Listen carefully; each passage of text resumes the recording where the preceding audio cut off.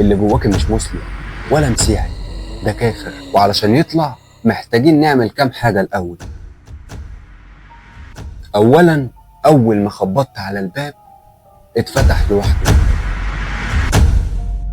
وسط ما أنا بكتب موبايلي رن، بصيت فيه كان رقم غريب، رديت عليه وسمعت صوت شعبان وهو بيقول لي ايوه انا خلصت اهو، كل حاجه تمام، زي ما انت قلت لي بالظبط،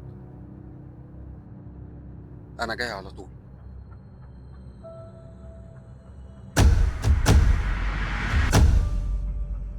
انا من اول ما وقفت قدام بيت الدجال ده وانا حسيت بحاجه غريبه، جسمي اترعش كده من غير سبب، وحاجه جوايا كانت بتقولي ارجع.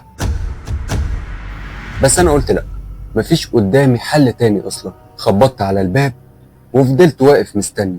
كنت متخيل بصراحة ان الباب هيفتح لوحده زي ما بنشوف في الافلام كده، بس لقيت شعبان هو اللي فتح لي بنفسه. ملامحه ونظراته كانت عادية جدا، اللي يشوفه من بعيد يقول ده راجل غلبان، بس اللي مش كتير يعرفوا ان الراجل ده اذى ناس كتير جدا بسبب اللي كان بيعمله. اول ما شافني قال لي انت نبيل مش كده؟ فقلت له ايوه انا نبيل. هو عم ضياء قال لك ان انا عاوز اشتغل معاك؟ ابتسم وقال لي تعال ادخل. دخلت وهو قفل الباب ورانا. البيت من جوه كان عادي جدا زيه وزي اي بيت في القرية اللي احنا عايشين فيها، ما عدا اوضة واحدة بس. اوضة كان فيها كل اللي كان بيدور في دماغي قبل ما ادخل البيت: المبخرة، الكتب الغريبة اللي مترصصة على الرفوف، وواضح يعني ان الكتب دي كتب سحر. قعدت على الكنبة وهو قعد قدامي وقال لي وانت بقى عاوز تشتغل معايا ليه؟ انت مش كنت بتقول ان انا راجل دجال؟ قلت له عشان محتاج فلوس، ودورت على شغل في القرية كلها وما لقيتش، وعم ضياء بالصدفة قال لي انك عاوز حد يشتغل معاك.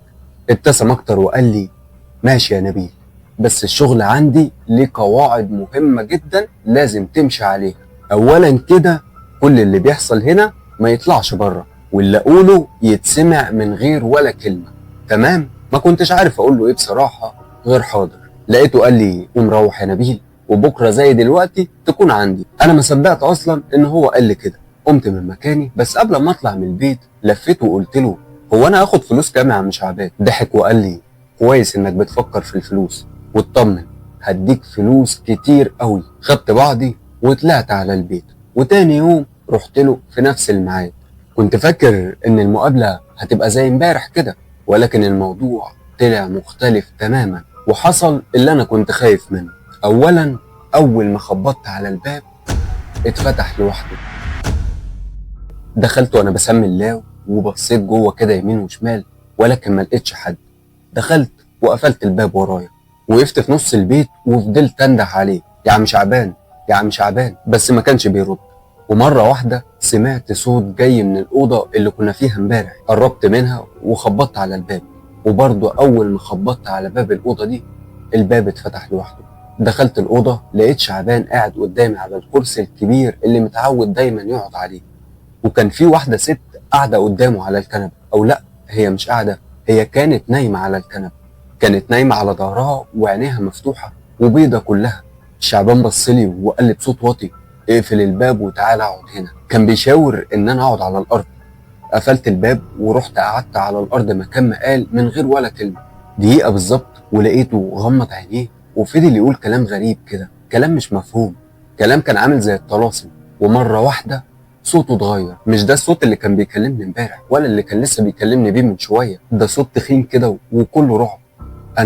انا كنت بترعش اكتر من الست اللي نايمه على الكنبه. فضلنا على الوضع ده شويه لحد ما لقيت شعبان حط ايده عليا وقال لي قوم هات الميه دي. قمت من مكاني وانا مش قادر اتحرك اصلا، وجبت ازازه الميه اللي كان شكلها غريب. عارف انت لما تجيب ازازه ميه وتحط فيها رمله؟ اهي ازازه الميه اللي كانت عند شعبان كانت بتديك نفس اللون ده. اديته الازازه وقعدت تاني مكاني على الارض. شعبان قرب الازازه من بقه وفضل يقول كلام غريب بس بصوت واطي. بعدها اداني الازازه وهو بيقول لي هتروح تفتح بقها وتشربها. قلت له بس يا عم شعبان. لقيته بيبرق لي بطريقه مخيفه، فعلشان كده سكت وخدت الازازه ورحت ناحيه الست اللي كانت نايمه على الكنبه. اصل ما كانش ينفع اعترض في وقت زي ده. اللي يشوف ملامحه ونظراته المرعبه هيفهم انا عايز اقول ايه. قربت من الست اللي كانت لسه نايمه على الكنبه وجسمها كله بيتنفض، وحاولت ان انا اشربها ولكن بقها كان مقفول على الاخر. افتح بقها. شعبان قال لي كده وانا لسه باصص على الست. قربت من وشها ومسكت بقها وبدات افتحه واحده واحده لحد ما اتفتح على الاخر. بدات اصب الميه في بقها ولكن لقيتها بدات تشرق، علشان كده وقفت اللي انا بعمله. بس لقيت شعبان بيقول لي صب الميه كلها، ما تخليش ولا نقطه في الازازه. انا كل اللي كنت خايف منه ان الست دي تموت. شكلها وصوت الحشرجه اللي كان طالع منها كان بيقول ان في مصيبه هتحصل. فضلت مكمل لحد ما الازازه خلصت، والغريبه ان بعد ما عملت كده لقيت الست هديت خالص، ومفيش دقيقه كمان وكانت فاقت وقعدت على الكنبه. شعبان كمان في الوقت ده صوته اتعدل وبدا يتكلم بالطريقه اللي احنا عارفينها. الست قامت من مكانها وجريت عليه ومسكت في ايده وفضلت تبوس فيها وهي بتقول له انا فيا ايه يا عم الشيخ، والنبي ما تخبى عليا. شعبان حط ايده على دماغها كده وقال لها اللي جواكي مش مسلم ولا مسيحي، ده كافر، وعلشان يطلع محتاجين نعمل كام حاجه الاول. هتمشي وبكره هتجيلي زي دلوقتي، بس قبل ما تمشي تسيبي لي اي حاجه من قطرك. الست شالت الشال الاسود اللي كان على كتفها واديته لشعبان. شعبان خده وحطه على الكنبه جنب منه، وبعدها الست قامت وخرجت بره البيت. وبعد ما مشيت شعبان قال لي قوم يا نبيل اقعد على الكنبه قدامي. قمت قعدت قدامه ولقيته بيقول لي جه دورك، انت مش كنت عاوز تشتغل معايا؟ قلت له هو انا هعمل ايه؟ قال لي حاجه بسيطه، احنا هنساعد الست دي في حاجه لازم تتعمل بس مش هنا، واللي يعملها يكون مش فاهم معناها في الاول. قلت له انا مش فاهم حاجه، يعني اعمل ايه؟ مد ايده تحت الكرسي بتاعه وطلع قلم. قلم كان شكله عادي جدا، لونه اسود والغطا بتاعه لونه ازرق، حتى الحبر بتاعه كان اللون الازرق اللي كلنا عارفينه.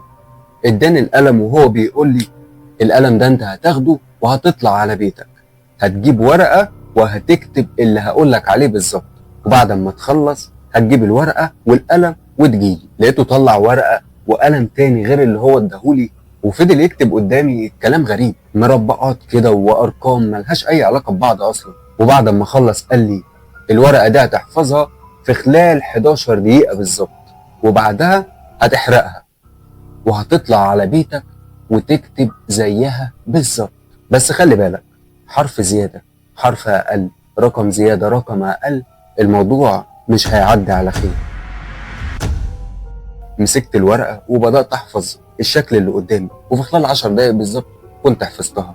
وبعدها مسكت الولاعة وولعت الورقة وخرجت من عنده وطلعت على بيتي. دخلت الأوضة وقفلت عليا وبدأت أعمل كل اللي هو قال لي عليه. جبت ورقة ومسكت القلم اللي هو اداهولي وفضلت أكتب الحاجات اللي قال لي عليها، بس بصراحة ما كنتش متأكد 100% إن أنا بكتب كده صح.